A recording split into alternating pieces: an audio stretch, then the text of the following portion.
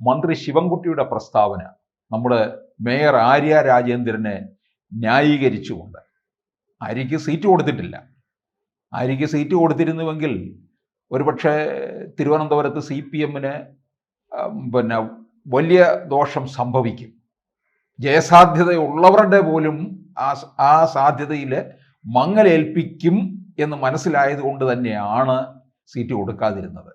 ഈ ഒരു ടേം മാത്രമേ കഴിഞ്ഞിട്ടുള്ളൂ. സാധാരണ 2 ടേം പൂർത്തിയാക്കുമ്പോഴാണ് CPM മാറ്റി നിർത്തുന്നത്. ഇവിടെ ആദ്യ ടേമിൽ തന്നെ മാറ്റി നിർത്തി. വികാരനിർഭരമായിട്ട് മേയർ പോസ്റ്റ് ഇടുകയോ ഒക്കെ ചെയ്തതാണ്. എന്തായാലും മേയറെ തിരുവനന്തപുരത്ത് നിന്ന് കോഴിക്കോട്ടേക്ക് നാട് കടത്തി എന്നുള്ള വർത്തമാനവും ഒക്കെ കേൾക്കുന്നുണ്ട്. അപ്പൊ എന്തായിരിക്കും ശിവൻകുട്ടിയുടെ ന്യായീകരണം? സാറിന് നമ്മുടെ ഓർമ്മകൾ പുറകോട്ട് പോവുകയാണെങ്കിൽ നമ്മൾ പണ്ടൊക്കെ ഈ ചില പ്രധാനപ്പെട്ട വാരികകൾ വായിച്ചാൽ ഏറ്റവും ആദ്യം നോക്കുന്ന ഏറ്റവും പുറകിലത്തെ പേജാണ് നോക്കുന്നത്. അതെ, ലാസ്റ്റ് പേജാണ് നോക്കുന്നത്.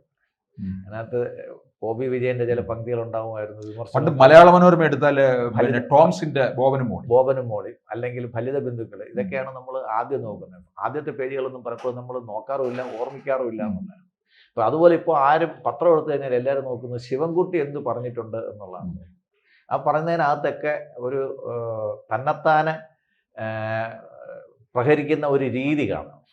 അത് തന്നെത്താനെ പ്രഹരിക്കുന്നതാണ്. അദ്ദേഹം പറയുന്നതിൻ്റെ അർത്ഥം എന്താണെന്ന് അദ്ദേഹം ഇന്നലെ തന്നെ ഒരു പ്രസ്താവന പറഞ്ഞു, ഞങ്ങളൊക്കെ മണ്ടന്മാരാണോ. ആൾറെഡി അതൊരു എസ്റ്റാബ്ലിഷ്ഡ് ഫാക്റ്റ് ആണ് അദ്ദേഹത്തെ സംബന്ധിച്ചിടത്തോളം. പിന്നെ ആണോ എന്ന് പിന്നെ പ്രത്യേകിച്ച് ചോദിക്കേണ്ട കാര്യമില്ല. ഇവിടെ അദ്ദേഹം പറയുന്നത് 10ാം ക്ലാസ്സിൽ പഠിച്ച കുട്ടിയെ 8ാം ക്ലാസ്സിൽ കൊണ്ടിരുത്തുമെന്നാണ് ചോദിക്കുന്നത്. അദ്ദേഹത്തിൻ്റെ പരിമിതമായിട്ടുള്ള ജ്ഞാനം വെച്ചിട്ടെങ്കിലും മേയറെക്കാളും താഴെയാണ് ഒരു MLA-യുടെ സ്ഥാനമെന്ന് അദ്ദേഹത്തിന് ഓർമ്മയുണ്ടോ എന്ന് എനിക്കറിയത്തില്ല. കാര്യം ഒരു മേയർ എന്ന് പറയുമ്പോഴത്തേക്ക് ഒരു 4ഓളം MLA നിയോജക മണ്ഡലങ്ങളുടെ ഒരു നഗരത്തിൻ്റെ മൊത്തത്തിലെ ഒരു മെട്രോപൊളിറ്റൻ സിറ്റിയുടെ മൊത്തത്തിലെ ഒരു നേതാവാണ്. അപ്പോൾ ഈ കൊടുത്ത വാർത്തയുടെ തൊട്ടടുത്ത പേജിൽ തൊട്ടടുത്ത കോളത്തിൽ അടുത്ത വാർത്ത ഉണ്ടായിരുന്നു. ദേവസ്വം ബോർഡ് മെമ്പറായിട്ട് ശ്രീ രാജു സത്യപ്രതിജ്ഞ ചെയ്ത് അധികാരമേറ്റു. മുൻ മന്ത്രിയാണ്, മുൻ മന്ത്രിയും വനം വകുപ്പ് മന്ത്രിയും CPI-യുടെ മന്ത്രിയും MLA-യും ഒക്കെ പുനലൂർ MLA. അപ്പം ഒരു MLA ആയിരുന്ന ഒരാളെ, ഒരു മന്ത്രിയായിരുന്ന ഒരാളെ, ഒരു ദേവസ്വം ബോർഡിന്റെ ഒരു അംഗം ചെയർമാൻ ആക്കിയിരുന്നെങ്കിൽ പിന്നെയും പോട്ടെന്ന് നോക്കും. അത് ഒരു IAS-കാരൻ്റെ കീഴിൽ ഒരു മന്ത്രിയെ കൊണ്ട് വയ്ക്കുന്ന ആ ഒരു കോമാളിത്തരമാണ് നമ്മൾ ദേവസ്വം ബോർഡ് പുനഃസംഘടനയിൽ. അതിന് ബിനോയ് വിശ്വത്തിനൊന്നും പറയാനുമില്ല.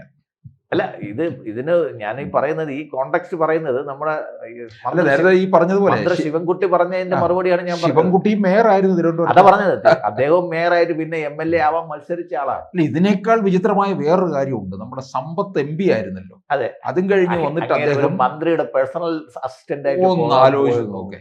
ഇതൊക്കെ നടക്കുന്ന അതും കഴിഞ്ഞിട്ട് തിരുവിതാംകൂർ ദേവസ്വം ബോർഡിന്റെ പ്രസിഡന്റ് സ്ഥാനത്തേക്ക് കൊണ്ടുവരാൻ നോക്കി, നടന്നില്ല. അപ്പൊ അവിടെ നമ്മൾ നോക്കേണ്ടത്, ഇദ്ദേഹം ഈ നമ്മുടെ പാരമ്പര്യം അനുസരിച്ച് വിദൂഷകൻ എന്ന് പറയുന്നത് വളരെ പാണ്ഡിത്യമുള്ളവർക്ക് മാത്രം പറ്റുന്ന ഒരു സംഭവമാണ്. ഇപ്പൊ കുഞ്ചൻ നമ്പ്യാരൊക്കെ എന്ന ആസ്ഥാന വിദൂഷകര്, അവര് സാധാരണ പണ്ഡിതന്മാരെക്കാളും ആ പാണ്ഡിത്യം വേണം, പിന്നെ അതിൻ്റെ കൂടെ പരിഹസിക്കാനുള്ള ഒരു കഴിവും വേണം. ഇത് സ്വയം കോമാളിയാകാനുള്ള കഴിവ് മാത്രമാണ് ഇദ്ദേഹം ഈ പ്രസ്താവനകളിലൂടെ കാണിക്കുന്നത്. ഇത് ഒരു ദിവസം മാത്രമല്ല, ഇത് ഇദ്ദേഹത്തിൻ്റെ സ്ഥിരം ഒരു പരിപാടിയാണ്. പണ്ട് ഏതോ മിമിക്രിക്കാരൻ പറഞ്ഞ പോലെ ഇദ്ദേഹം എവിടെ വാ തുറന്നു കഴിഞ്ഞാൽ അബദ്ധങ്ങൾ മാത്രമേ വീഴുള്ളൂ എന്നുള്ള ഒരു അവസ്ഥയിലോട്ടാണ് പോയിരിക്കുന്നത്. പിന്നെ ഇദ്ദേഹത്തെ മാറ്റി നിർത്തിയതിനെ പറ്റി സംസാരിക്കുകയാണെങ്കിൽ, നമ്മുടെ ആര്യ രാജേന്ദ്രനെ പറ്റി സംസാരിക്കുകയാണെങ്കിൽ, അവർ ഒരു സമുദായത്തിൻ്റെ പ്രതിനിധി എന്നുള്ള രീതിയിൽ എടുത്തു കാണിക്കാൻ വേണ്ടിയിട്ടായിരുന്നു അവരെ തിരുവനന്തപുരം മേയറാക്കിയത്. 21ാമത്തെ വയസ്സിൽ മേയറാക്കി, ലോകത്തിലെ ഏറ്റവും പ്രായം കുറഞ്ഞ. പക്ഷെ അതിന് പിന്നിൽ കുറച്ച് പിൻസീറ്റ് ഡ്രൈവർമാരുണ്ടായിരുന്നു ആയിരിക്കാം. അതിൽ ഒരാളായിരുന്നു ഈ അഭിപ്രായം പറഞ്ഞയാൾ. മാത്രമല്ല, ഒരു സാമുദായിക പരിഗണന, നായർ സമുദായത്തിന്റെ ഒരു പ്രതിനിധി എന്നുള്ള ഒരു പരിഗണന കൂടെ വച്ചിട്ടാണ് മറ്റു പലരിൽ നിന്നും വെട്ടിയിട്ട് ഈ ആര്യ രാജേന്ദ്രന് കൊടുത്തത്. ഈ പിൻസീറ്റ് ഡ്രൈവിങ്ങിൻ്റെതുണ്ടായിരുന്നു. അത് ആ പിൻസീറ്റ് ഡ്രൈവ് ചെയ്തുകൊണ്ടിരുന്ന ആൾക്ക് ഇവർ എഴുതിയ കത്തൊക്കെ നമുക്ക് പ്രസിദ്ധമായിട്ട് വന്നിട്ടുള്ളതാണ്. അതൊക്കെ മീഡിയയുടെ മുമ്പുള്ളതാണ്. മാത്രമല്ല, ഈ മുങ്ങാൻ പോകുന്ന കപ്പലിൽ നിന്ന് ഒരാൾ ചാടിയാൽ രക്ഷപ്പെടുമെങ്കിൽ ആ കപ്പൽ രക്ഷപ്പെടുകയാണെങ്കിൽ ഒരാളങ്ങ് പോട്ടെന്ന് വിചാരിക്കും. ഇവിടെ 101 സീറ്റ് നഷ്ടപ്പെടാതിരിക്കാൻ വേണ്ടിയിട്ട് CPM കാണിച്ച ഒരു ബുദ്ധിയാണ് ആര്യ രാജേന്ദ്രനെ കോഴിക്കോട്ടേക്ക് മാറ്റുക എന്നുള്ളത്. ഇപ്പം തിരുവനന്തപുരത്ത് 101 സീറ്റുകളിലും നമ്മൾ പുറകോട്ട് പോവുകയാണെങ്കിൽ നമ്മളെ കെ മുരളീധരൻ കോൺഗ്രസിനെ നയിക്കുകയാണ്. അല്ലല്ല, കെ മുരളീധരൻ കോൺഗ്രസിനെ രക്ഷിക്കാൻ വേണ്ടിയിട്ട് നേമത്ത് തോൽക്കാൻ വേണ്ടിയിട്ട് ഒരു സ്ഥാനാർത്ഥിയായിട്ട് വന്നു നിന്നു. MP ആയിരുന്ന ആള് MLA ആയിട്ട് വന്നു നിന്നു.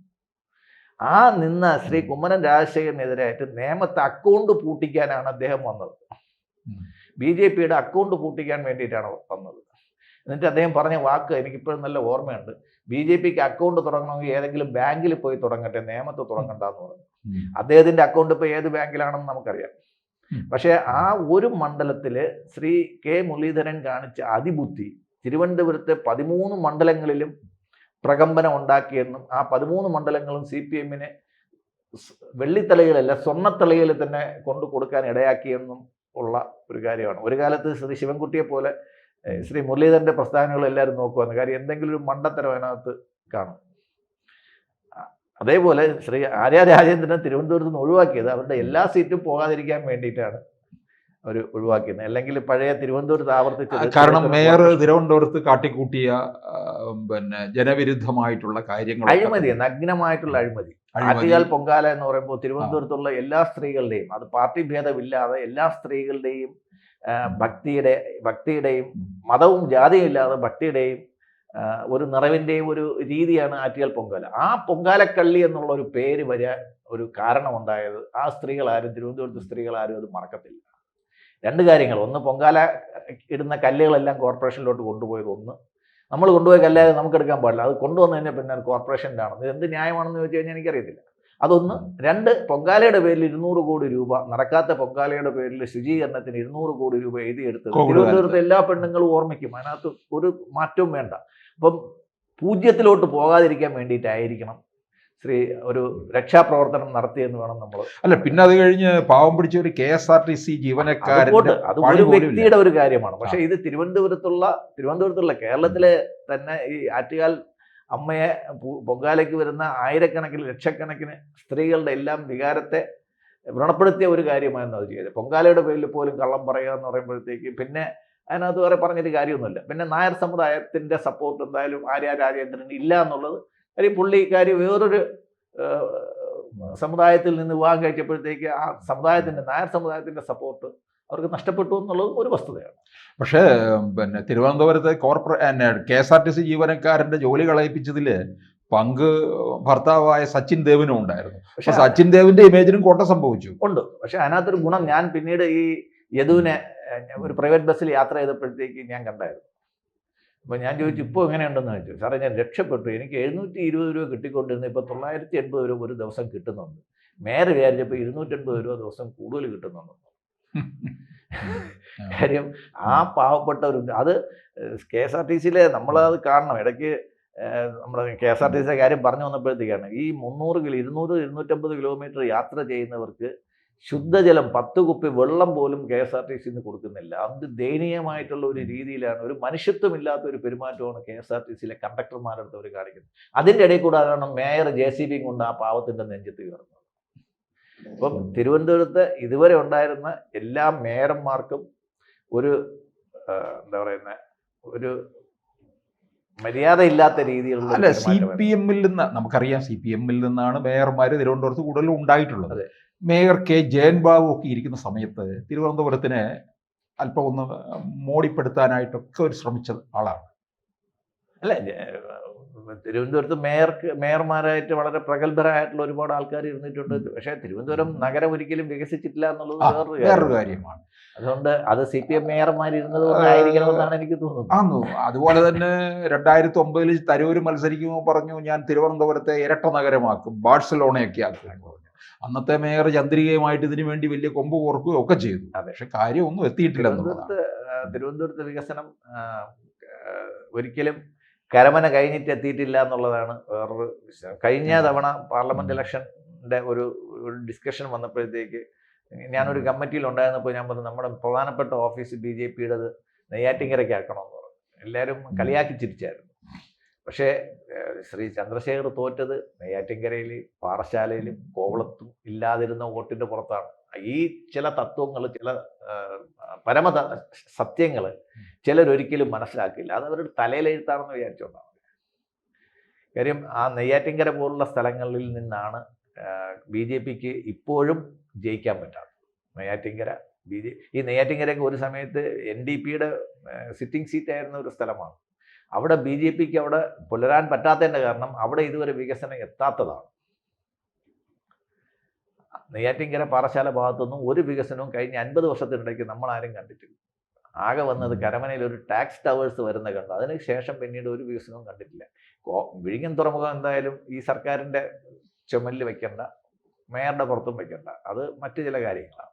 അത് കഴിഞ്ഞിട്ട് വേറെ ഒരു വികസനവും കഴിഞ്ഞ 50 വർഷത്തിനിടയ്ക്ക് നമുക്ക് തിരുവനന്തപുരത്ത് കാണാൻ സാധിച്ചിട്ടില്ല. എന്തെങ്കിലും ഉണ്ടെങ്കിൽ ഒരു ടെക്നോ പാർക്കും ആ ഭാഗത്തുള്ള കുറച്ച് വികസനങ്ങളും മാത്രമേ നടന്നിട്ടുള്ളൂ.